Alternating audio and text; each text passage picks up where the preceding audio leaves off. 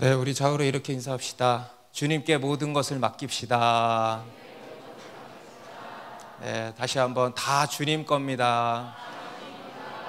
네, 다시 한번 내가 지니까 힘든 겁니다. 네, 동의하십니까? 네, 여러분, 우리가 염려한다는 거는요, 내 거가 돼 있으니까 염려하는 거예요. 내가 주인 삼고 있으니까 고통스러운 겁니다. 우리 주님께 다 맡기는 게 믿음이고 그게 우리의 라이프 스타일입니다. 주님께 맡깁시다. 네. 우리 오늘도 요한복음 말씀, 요한복음 2장이죠. 13절부터 끝절까지의 말씀 보겠습니다. 요한복음 2장 13절부터 끝절 25절까지의 말씀. 오늘부터 한 주간은 교회 방학입니다. 그래서 최근에 저에게 오신 분들이 아마 왜 오늘 간증을 안 하지? 이런 생각 하셨을 것 같아요. 근데 저희 방학 주간에는 간증이 없어요. 그래서 방학 주간이 총 3번 있는데 이제 구정 연휴 때 그리고 추석 명절 연휴 때 이제 교회 방학을 하고요. 그리고 이제 여름에 단기 선교 시즌 때 또 방학을 하는데 그것은 이제 사실 방학이 아니고 영적 전쟁 기간입니다. 그래서 기도에 이제 집중하고자 또 많은 사람들이 선교 나가고 해가지고 이제 한 주간 교회의 다른 행사들 이제 없이 이렇게 기도에 집중하는 시간입니다. 그래서 그렇게 3번은 주일 예배 때 간증이 없습니다. 네, 참고하시기 바랍니다. 자, 우리 요한복음 2장 13절부터 25절까지의 말씀 우리 저랑 한 절씩 읽도록 하겠습니다. 유대인의 유월절이 가까운지라 예수께서 예루살렘으로 올라가셨더니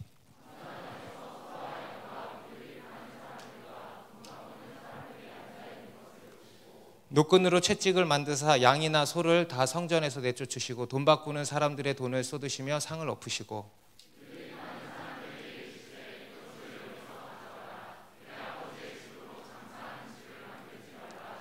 제자들이 성경 말씀에 주의 전을 사모하는 열심히 나를 삼키리라 한 것을 기억하더라.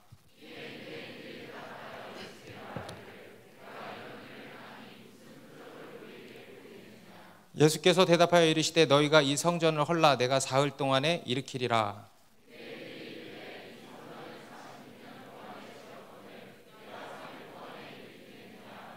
그러나 예수는 성전된 자기 육체를 가리켜 말씀하신 것이라.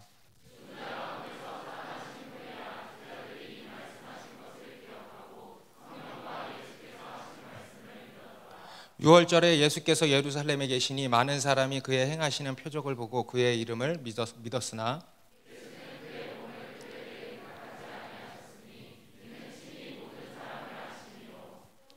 같이 했습니다.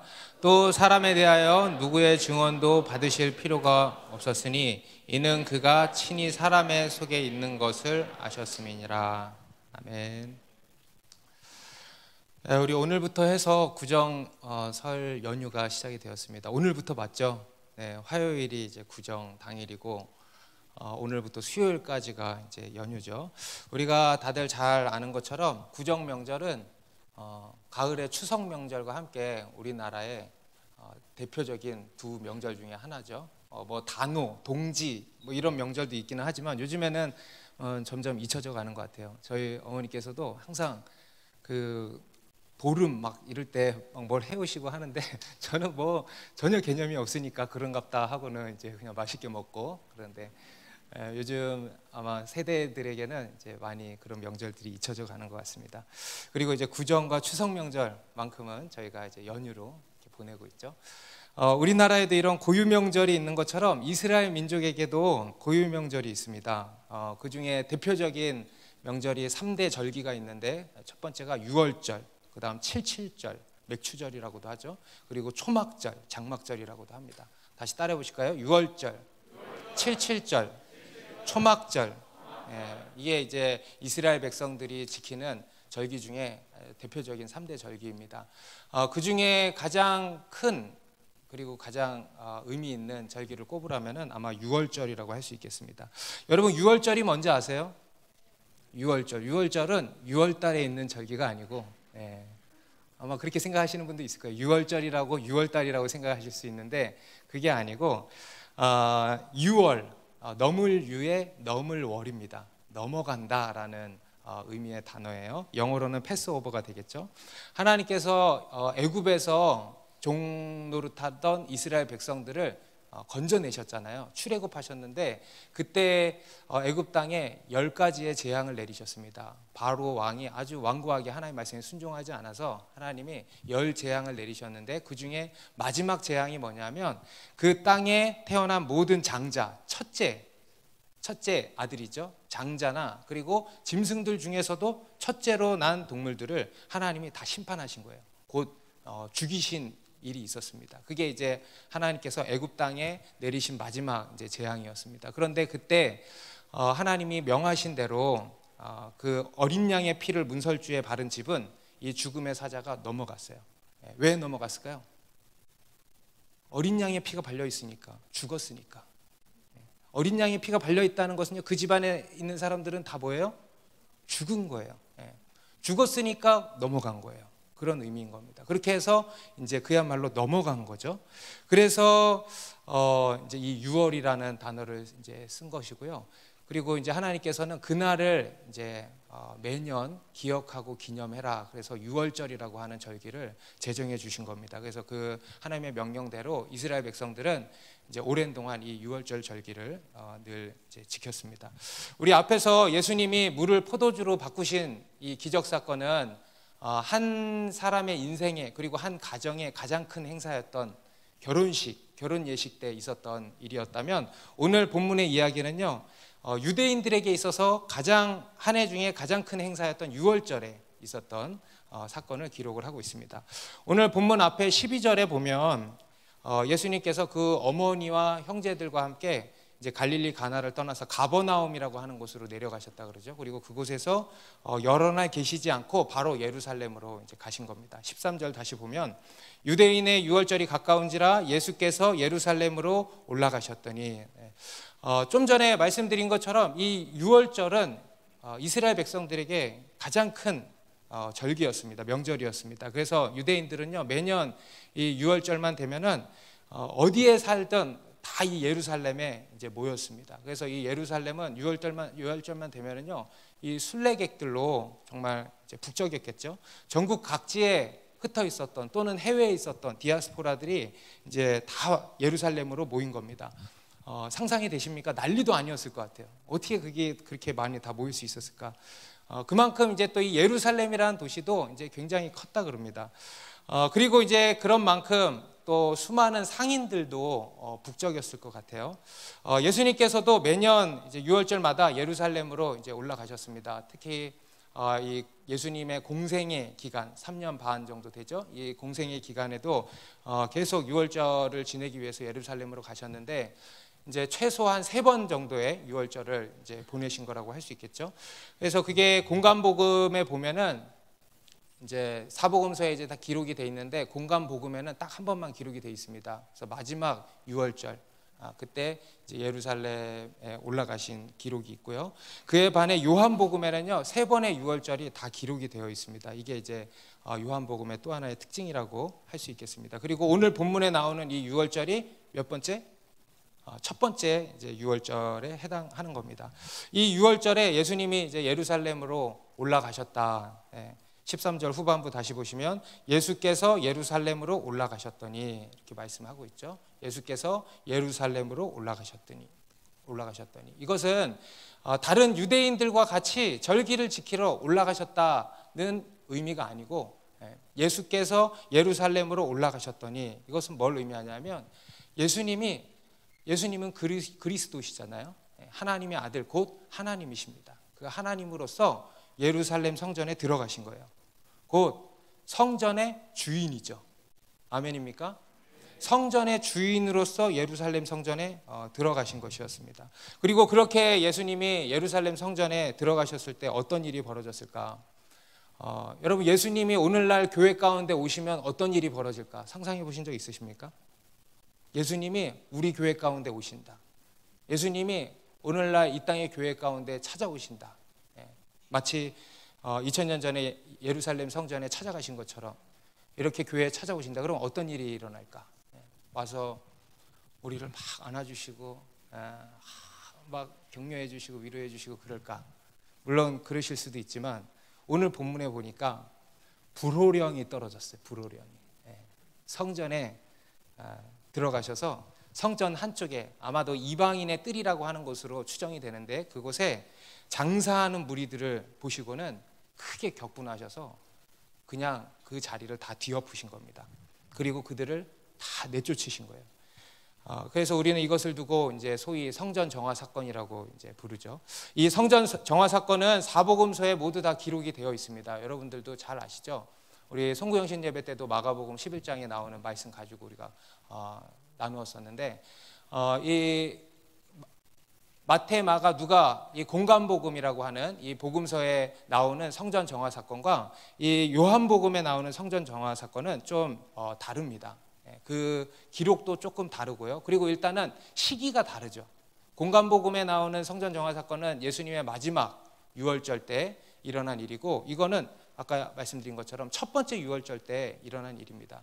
그래서 이제 대부분의 성경학자들은 이것은 다른 사건이라고 이제 봅니다. 그래서 첫 번째 유월절에 올라가셔서도 이렇게 성전 정화를 하셨고 마지막 유월절에 올라가셔서도 동일한 일을 이제 하신 거라고 보고 있습니다. 우리 14절, 15절, 16절 다시 한번 같이 읽습니다. 시작. 성전 안에서 소와 양과 비둘기 파는 사람들과 돈 바꾸는 사람들이 앉아 있는 것을 보시고 노끈으로 채찍을 만드사 양이나 소를 다 성전에서 내쫓으시고 돈 바꾸는 사람들의 돈을 쏟으시며 상을 엎으시고 비둘기 파는 사람들에게 이르시되 이것을 여기서 가져가라. 내 아버지의 집에서 장사하는 집을 만들지 말라 하시니 여기 보시면 그 당시 성전 안에 누가 있었냐면 소와 양과 비둘기 파는 사람들 그리고 돈 바꾸는 사람들이 있었다고 하죠. 이 사람들은 뭐 하는 사람들이냐면 그 당시에 그 제사를 드리기 위해 사람들이 오잖아요. 그들에게 제물을 팔고 또는 제물을 바꿔주고 그리고 이제 성전세를 반세겔씩 내야 되는데 그 성전세를 이제 환전해 주는 그런 사람들입니다. 로마 화폐를 이제 세겔로 환전해 주는 그런 일을 하는 거죠. 여러분 이런 사람들 필요합니까? 안 필요합니까?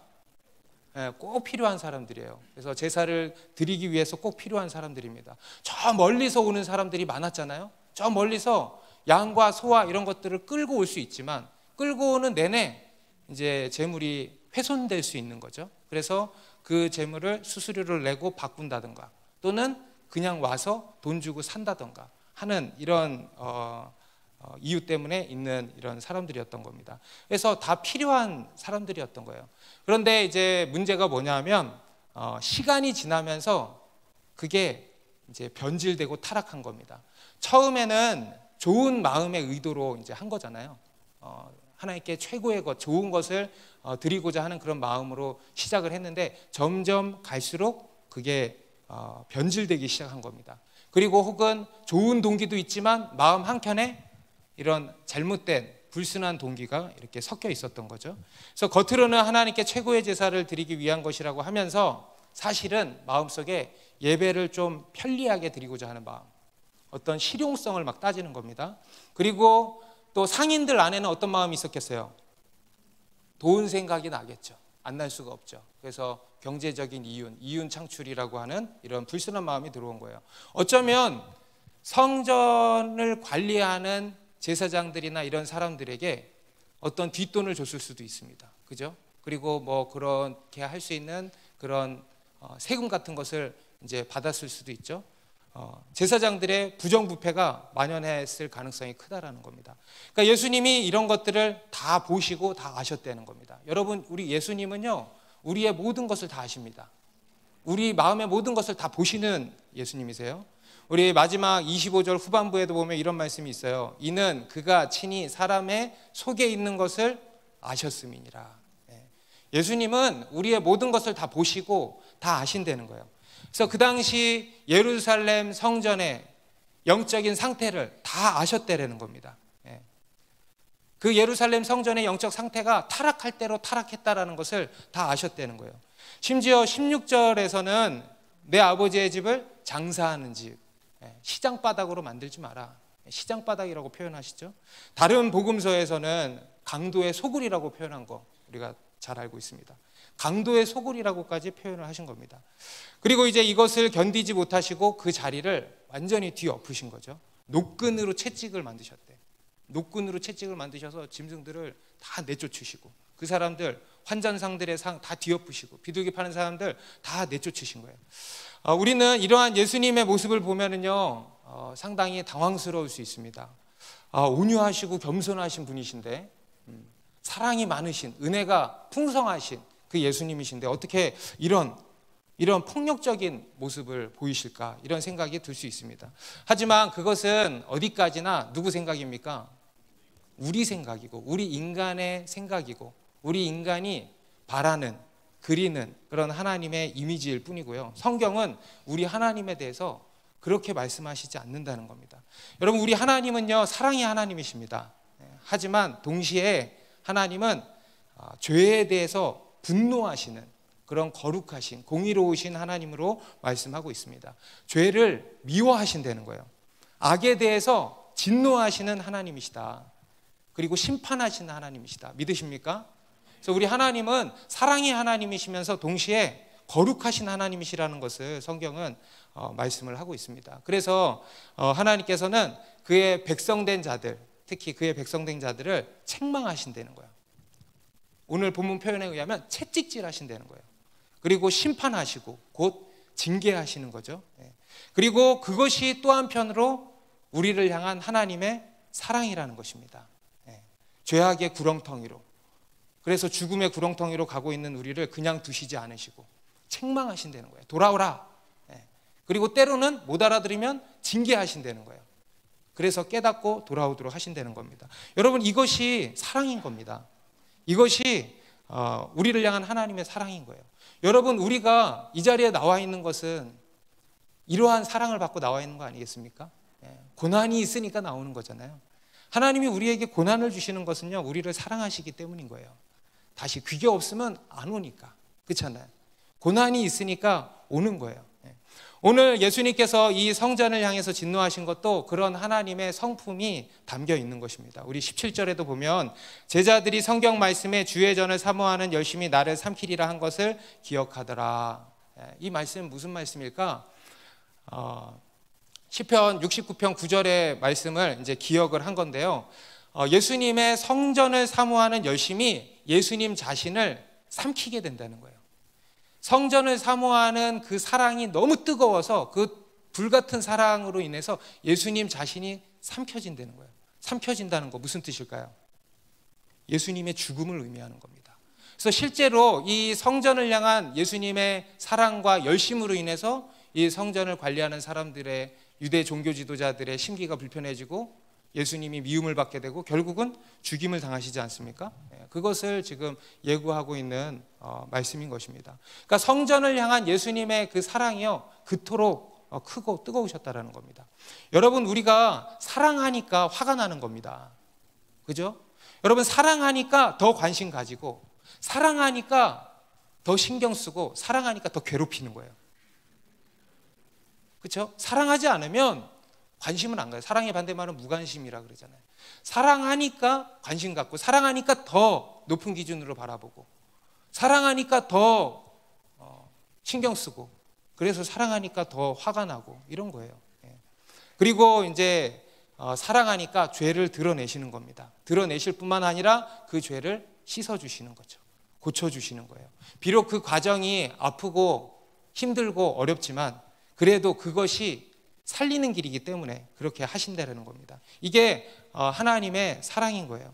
예수님께서는 그 사랑으로 이들을 책망하시고 또 그 성전을 깨끗게 하신 거였습니다. 그래서 예수님이 예루살렘 성전에 들어가셔서 하신 첫 번째 일이요, 바로 이겁니다. 성전을 거룩하게 하셨다는 거예요. 그리고 이것이 성전의 첫 번째 본질임을 보여주고 계시는 겁니다. 오늘 본문은 성전의 본질이란 무엇인가에 대해서 말씀하고 있습니다. 그리고 그 성전의 첫 번째 본질이 뭐냐면, 따라하세요. 거룩과 순결. 성전의 첫 번째 본질은 뭐다? 거룩과 순결이라는 겁니다. 오늘 이 예루살렘 성전의 질비에 있던 매매상들과 한전상들은요, 무엇을 상징하냐면 우리 신앙에, 우리 그리스도인 안에, 오늘날의 성전 안에 들어와 있는 누룩들을 의미합니다. 누룩, 세속의 누룩. 세속주의라고도 할 수 있죠. 이 세상의 풍조를 따라가는 겁니다. 이 세상을 사랑하는 것, 이것이 우리 신앙에 깊이 들어와 있다는 거예요. 그래서 세상 사람들과 별반 다를 바가 없는 거죠. 살아가는 게 여전히 돈 좋아하고 돈 사랑하고 쾌락을 즐기고 무절제하고 술 취하고 방탕하고 음란하고 탐욕적이고 그 외에 이 세상의 것들을 사랑하는 거예요. 교회들도 마찬가지입니다. 교회 안에 이 세상의 문화가 깊이 들어와 있는 것을 우리가 많이 볼 수 있습니다. 어떤 교회는 가면은 진짜로 동네 문화센터 같은 교회도 있어요. 실제로 제가 얼마 전에도 봤어요. 교회 안에 많은 그런 강좌들을 많이 이렇게 개설해가지고 물론 주변 이웃들, 동네 사람들에게 어떤 섬긴다, 사람들을 섬긴다는 이름으로 그렇게 이제 하는 것 같아요. 그에 대해서 우리가 그 중심을 당연히 판단할 수 없죠. 하지만 그 부분에 대해서 우리가 깊이 고민해 볼 필요가 있다는 겁니다. 여러분, 교회에 와서 셀 모임 와서 세상적인 얘기만 하고 주식 얘기만 하고 코인 얘기만 하고 재테크 얘기하고 집 사는 얘기하고 또 자기 사업하는 얘기만 하고 여러분 그러려고 교회 옵니까? 아니죠. 여러분, 우리가 성전에 교회에 오는 이유는 뭡니까? 우리 영혼이 살아나기 위해서 오는 거예요. 우리 영혼을 위해서 오는 것입니다. 최근에 어떤 한 자매님이 저희 교회 이제 새로 온 자매님이 계신데 그분이 예전에도 교회를 이제 좀 다니셨대요. 그런데 교회를 가서 좀 있다가 그냥 실망해서 떠났다는 거예요. 왜 그런 거 봤더니 자기는 정말 교회 가서 뭔가 다른 것이 있을까 싶어서 갔는데 여전히 모임에서 세상 얘기하고 그냥 자기들끼리 세상 사람들이랑 자기 세상 친구들이랑 얘기하는 거랑 별반 차이가 없더래요. 그냥 세상 이야기만 하고 해서 너무 실망하고 그래서 그냥 떠났다는 얘기를 들은 적이 있습니다. 그런데 여러분, 이것은요 어떤 특정 교회만의 문제가 아니고 우리 모두의 문제입니다. 우리는 깨어있지 않으면요 이런 세속의 누룩이 우리도 모르게 들어와요. 저희 교회도 마찬가지입니다. 저희 교회도 예전에 어떤 한 형제님이 그랬어요. 자기 셀을 바꿔달래. 왜 그러냐 그랬더니 셀에서 맹 사업 얘기만 한다는 거예요. 여러분, 우리도 그래요. 그래서 우리도 이 부분에 있어서 정말 깨어서 그러한 세속의 누룩이 들어오지 못하도록 주의하고 그리고 또 그러한 부분들이 있다면 예수님처럼 이렇게 개혁해 나가야겠습니다. 교회를 결혼의 장으로 생각하는 사람들도 있죠. 교회를 만남의 장으로 생각하고 오는 사람들도 있어요. 종종 이제 보면은 그렇게 생각하고 오시는 분들이 있습니다. 그런데 이제 몇 주 있다가 여기는 아니구나 하고 이제 돌아가시는 분들 많이 있습니다. 물론 그런 동기로 왔다가 주님 만나는 분들도 많아요. 환영합니다.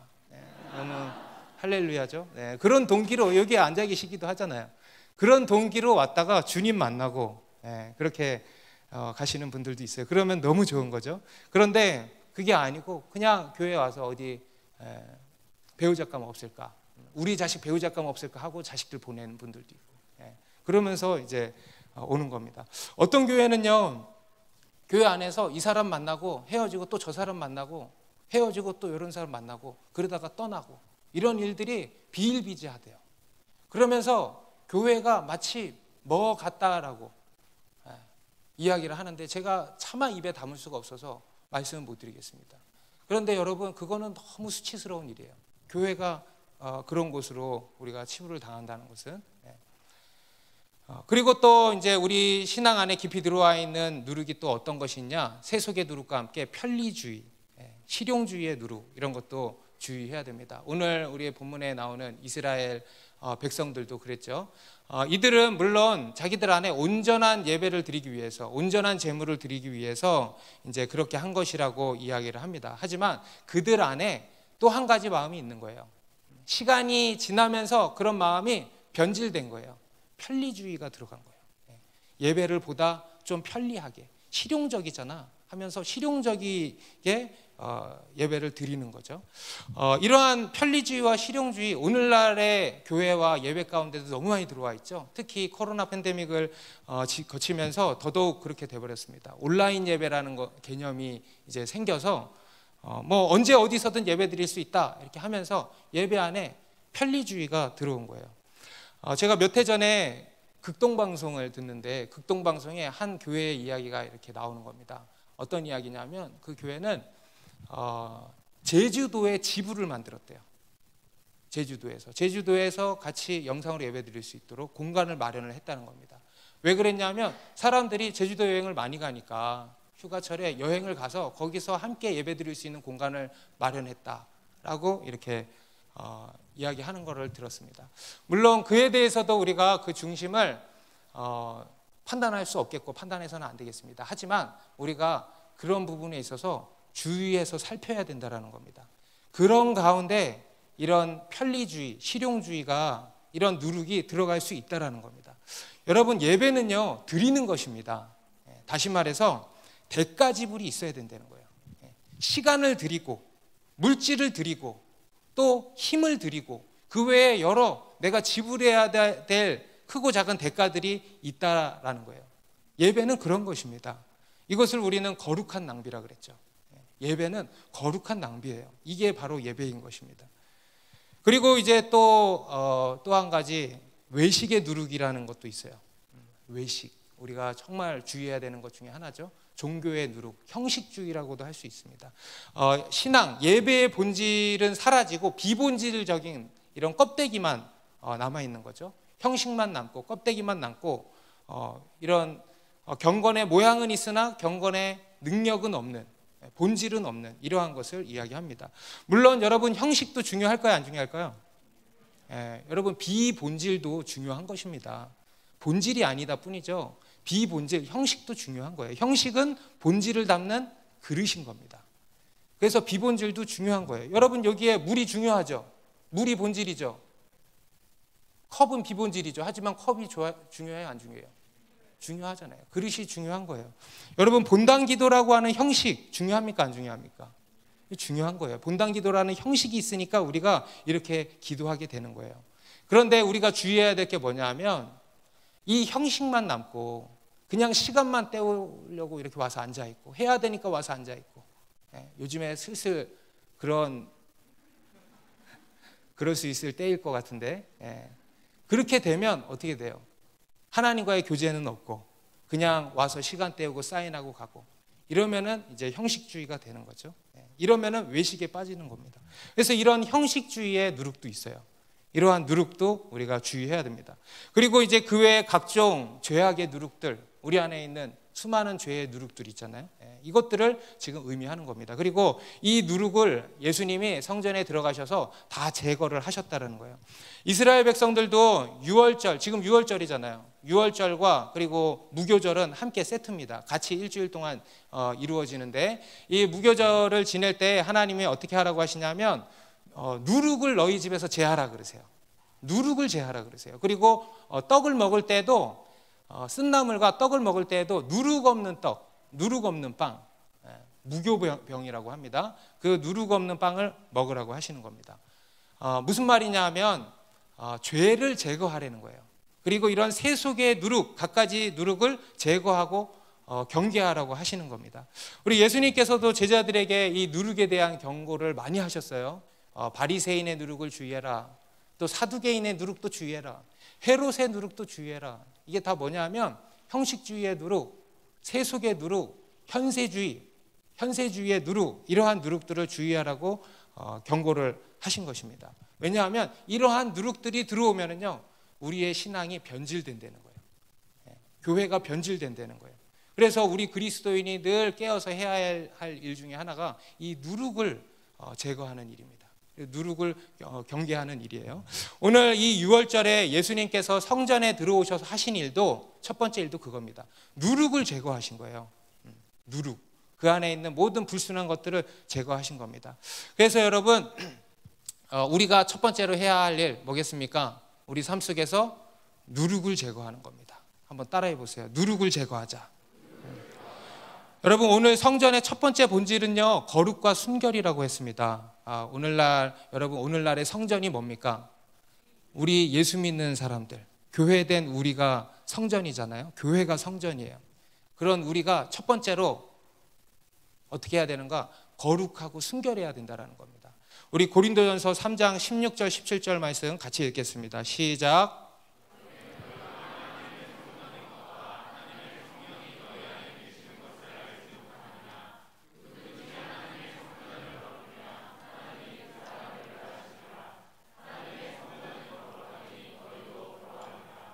그렇죠? 우리 사도 바울도 이렇게 말씀하고 있습니다. 우리는 다 하나님의 성전이라고 말씀하고 있고요. 그 성전의 첫 번째 본질이 뭐라 그래요?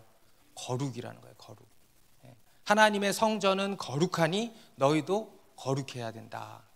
거룩과 순결. 우리의 행실과, 우리 수요 예배 때도 말씀을 드렸죠. 다시 한번 따라합시다. 우리의 행실과 입술의 말과 마음의 생각이 이게 늘 거룩해야 된다는 겁니다. 불법을 행하던 것들이 있다면 여러분 이 시간에 제거하세요. 하지 말아야 할 것을 하고 있다, 제거하세요. 어떤 중독에 빠져 있다, 제거하세요. 내 입술의 누룩도 다 제거하세요. 나쁜 말, 힘들다, 불평불만했던 말, 부정적인 말. 여러분 이것도 습관이에요. 여러분 힘든 사람들 보면은요, 특징이 뭐냐면 입에서 늘 불평불만이 많아. 늘 불평불만이 많으니까 인생이 힘들어지는 거예요. 그 입술에서의 그런 누룩들 제거하세요. 그리고 마음의 생각들, 품지 말아야 할 생각들, 잘못된 생각들, 미워하는 마음, 음란한 마음, 그러한 생각에서부터 우리는 구별되어야 하는 겁니다. 제거하는 거예요. 그러한 누룩들을 제거하는 것입니다. 그런 죄의 누룩이 틈타지 못하도록 하는 거예요. 제가 여러분들 만나서 이렇게 상담하거나 또 권면할 때 보면은 저도 의도치 않게 자주 하게 되는 말이 이겁니다. 거룩해야 된다. 사업하는 분들 있잖아요. 사업하는 분들 만나서 같이 어떤 고민을 나누고 함께 얘기하고 이렇게 하면은 그런 얘기로 출발해서 나중에 결론이 어떻게 나냐 하면 주님이 거룩하라고 말씀하시는 거예요. 어떻게 보면 이게 무슨 상관관계지? 라고 생각이 들 수 있죠. 듣는 사람 입장에서 그렇게 생각이 들 수 있어요. 그런데 정말 중요한 말씀이에요. 여러분 우리 그리스도인은요 거룩해야 됩니다. 여러분 사업하는 분들 거룩하셔야 돼요. 거룩해져야 돼요. 이런 갖가지 누룩이 들어오지 못하도록 우리가 주의하고 경계해야 된다는 겁니다. 우리 20 청년들 공부 열심히 하고 있죠. 그런데 정말 힘써야 되는 게 뭐냐? 거룩해야 돼. 여러분 거룩하시기 바랍니다. 여러분 우리 각 가정도 어떻게 해야 돼요? 거룩해야 돼. 누룩이 들어오지 않도록. 여러분 우리는 거룩해야 돼요. 하나님이 그러셨잖아요. 내가 거룩하니 너희도 거룩할지어다. 여러분 거룩이 능력입니다. 거룩해야 돼요. 여러분 다니엘이 바벨론에서 자기를 더럽히지 않고 거룩하게 자기를 지켜나갔을 때 하나님께서 놀라운 페이버를 부어주신 것을 기억하시기 바랍니다. 여러분 이제 예수님을 믿으셨습니까? 그러면은요 거룩해지셔야 돼요. 내가 제거해야 될 누룩인가 오늘 한번 생각해 보시기 바랍니다. 그리고 그 누룩을 제거하시기 바랍니다. 그러면 우리는 어떻게 이렇게 성전으로서 거룩하고 성결할 수 있는가? 성전의 두 번째 본질 따라합시다. 말씀과 기도. 특별히 이 기도에 대해서는 우리가 송구영신 예배 때 마가복음 11장 17절 말씀 가지고 미리 이제 나눈 바 있습니다. 내 집은 만민이 기도하는 집이라. 기도가 성전의 본질이다. 또 하나의 본질이다 말씀하신 거였죠. 그리고 이 기도라고 하는 성전의 본질을 놓치면 강도의 소굴이 된다 그랬어요. 그렇죠? 이 기도하기를 쉬는 죄, 이것으로 인해서 우리의 갖가지 모든 죄가 다 이제 나오는 것이다. 이런 이야기 드렸습니다. 사실 오늘 이 예루살렘 성전이 이 모양 이 꼴이 된 것도요. 그들이 단순히 그냥 타락해서가 아니고 문제는 이겁니다. 본질을 놓친 거예요. 기도라고 하는 본질을 붙들어야 되는데 이걸 놓치니까 본질을 놓치니까 타락하게 되는 것이죠. 성전된 우리가 우리 교회가 기도의 집이 되어야 된다라는 것입니다. 그런데 이제 오늘 본문에는 그 말씀을 하시지는 않았죠. 우리 다른 공간복음서에는 내 집은 기도하는 집이다 이런 말씀이 다 있는데 이 요한복음 첫 번째 6월절 방문하실 때는 이 기도에 대한 말씀을 하지 않으셨어요. 그리고 대신에 유대인들의 어떤 신앙의 잘못된 태도와 또 제자들의 신앙을 비교하면서 또 한 가지 성전의 본질을 말씀하고 있는데 우리 18절 보겠습니다. 18절 다시 시작. 이에 유대인들이 대답하여 예수께 말하기를 내가 이런 일을 행하니 못 표적을 우리에게 보이겠느냐. 지금 예수님이 성전에 들어오셔서 성전을 팔칵 뒤집어 놓으셨잖아요. 막 다 상인들 다 내쫓고 다 필요한 사람들인데 다 내쫓고 이제 성전이 난리가 난 거예요. 수많은 인파가 다 모인 자리에서. 그러니까 성전을 관리하는 사람들이 와가지고 예수님한테 이제 따지는 거예요. 네가 지금 무슨 자격으로 일을 행하는 거냐? 제정신이 아닌 것 같다. 네가 무슨 메시아라도 되는 거냐? 그렇다면은 무슨 기적이라도 표적이라도 보여봐라. 지금 이런 얘기를 하는 거죠. 앞에서 예수님이 바리새인의 누룩을 주의하라고도 말씀하셨다 그랬잖아요. 그 바리새인의 누룩 중에 하나가 뭐냐 하면은 표적주의라고 하는 것이 있습니다. 표적, 기적에 집착하는 거예요. 실제로 우리 복음서에 보면은 이 바리새인들이 예수님께 나와가지고 나올 때마다 항상 이 표적을 구했어요. 표적을 보여주십시오. 하늘에서 오는 표적을 보여주십시오. 표적을 많이 보여주셨는데도 또 보여달라는 거예요. 이것이 그 당시 바리새인들의 잘못된 신앙의 태도였습니다. 그들의 이제 잘못된 신앙의 한 부분이었던 거죠. 우리 마태복음 12장에 가면은 마찬가지 그런 장면이 나와요. 우리 서기관과 바리새인 중 몇 사람이 예수님께 와가지고 우리에게 표적을 보여주십시오 하거든요. 그때 이제 예수님이 뭐라고 하시냐면 마태복음 12장 39절에 예수께서 대답하여 이르시되 악하고 음란한 세대가 표적을 구하나 선지자 요나의 표적밖에는 보일 표적이 없느니라. 악하고 음란한 세대가 표적을 구한다는 거예요. 믿어야 되는데 믿을 생각은 안 하고 계속 표적만 구한다는 거예요. 그걸 가지고 악하고 음란하다고 예수님이 지금 아주 강하게 책망을 하시는 겁니다. 이런 것을 우리는 표적주의라 그래요. 또는 표적신앙이라고도 얘기를 하더라고요. 표적에 집착하는 거예요. 다시 말해서 조건부 신앙이죠. 보여주면 믿을게요. 요거 해주면 믿을게요. 그런데 여러분 성경은 뭐라고 하십니까? 그냥 믿으라는 거예요. 믿으라는 거예요. 여러분 믿을 사람은요 보지 않고도 믿습니다. 근데 안 믿을 사람은요 아무리 보여줘도 믿어 안 믿어? 안 믿는 거예요. 그런데 이제 이에 반해 예수님의 제자들은 다른 모습을 보이고 있다는 겁니다. 제자들을 보면은요 표적이 아닌 무엇에 관심이 있냐면 말씀에 관심이 있어요. 우리 17절에도 보면은 아까도 살펴봤죠. 예수님께서 하신 일을 보고는 말씀이 생각났다는 거예요. 말씀을 기억했다는 거예요. 시편 69편 9절의 말씀을 떠올린 거예요. 그리고 22절에도 보시면 죽은 자 가운데서 살아나신 후에야 제자들이 이 말씀하신 것을 기억하고 성경과 예수께서 하신 말씀을 믿었더라. 제자들이 어떻게 했대? 이 말씀하신 것을 기억하고 또 기억했다 그러죠. 성경과 예수께서 하신 말씀을 믿었더라. 아멘. 성경과 예수께서 하신 말씀을 믿었더라. 말씀을 믿었다는 거예요. 이게 너무 중요한 겁니다. 여러분 우리의 믿음은요 말씀을 믿는 것입니다. 결국에는 말씀을 믿어야 되는 거예요. 말씀을. 우리의 믿음은 결국 말씀을 믿는 믿음에서 나오는 겁니다. 이게 진짜 믿음이라는 거예요. 우리 뒤에 23절 24절에서도요 이 같은 말씀을 하시는 겁니다. 우리 23절 24절 같이 읽습니다. 시작. 유월절에 예수께서 예루살렘에 계시니 많은 사람이 그의 행하시는 표적을 보고 그의 이름을 믿었으나 예수는 그의 몸을 그들에게 의탁하지 아니하셨으니 이는 친히 모든 사람을 아심이요. 무슨 말씀이냐 하면 사람들이 예수님을 믿었는데 어떻게 믿었대요? 표적을 보고 곧 기적 행하시는 것을 보고 믿었다는 거예요.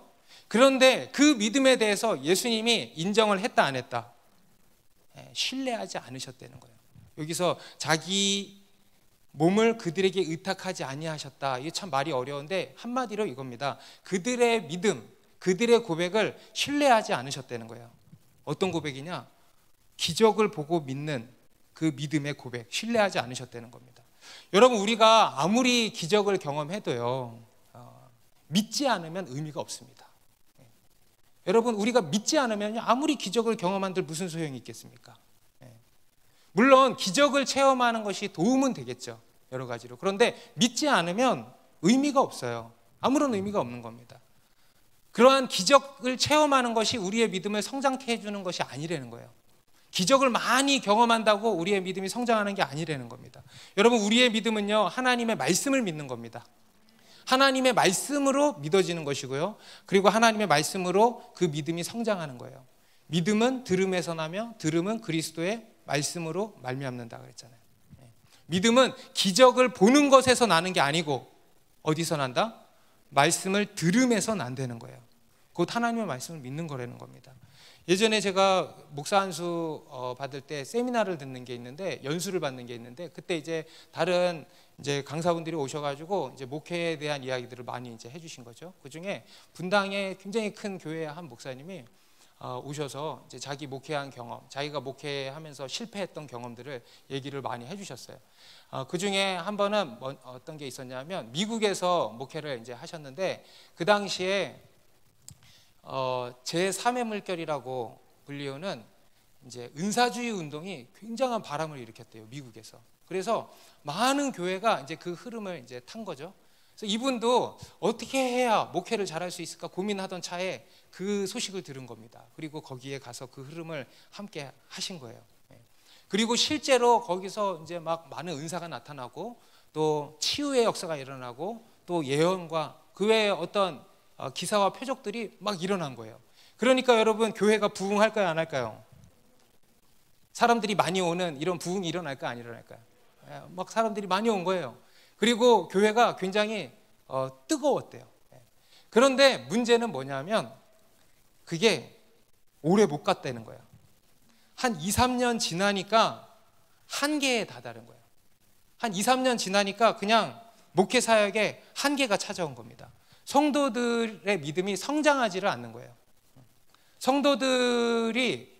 성도들의 믿음의 열매가 맺혀지지를 않더래요. 그래서 이분이 깨닫게 된 게 뭐냐면, 결국은 말씀이구나, 그것을 깨닫게 되셨다 그래요. 그리고 나서 이제 말씀의 승부를 봐야 되겠다. 그리고 그때부터 다시 목회를 완전히 바꾸셔서 말씀의 승부를 보고 지금까지 목회를 이제 잘 하고 계신다고. 그러면서 주제가 그거였어요. 말씀의 승부를 봐라. 결국은 하나님의 말씀인 것입니다. 말씀이 증거되고 그 말씀을 듣고 그리고 믿게 되고, 그리고 우리의 믿음이 성장하게 되는 것이라는 거예요. 고린도전서 1장 22절 23절 같이 읽습니다. 시작.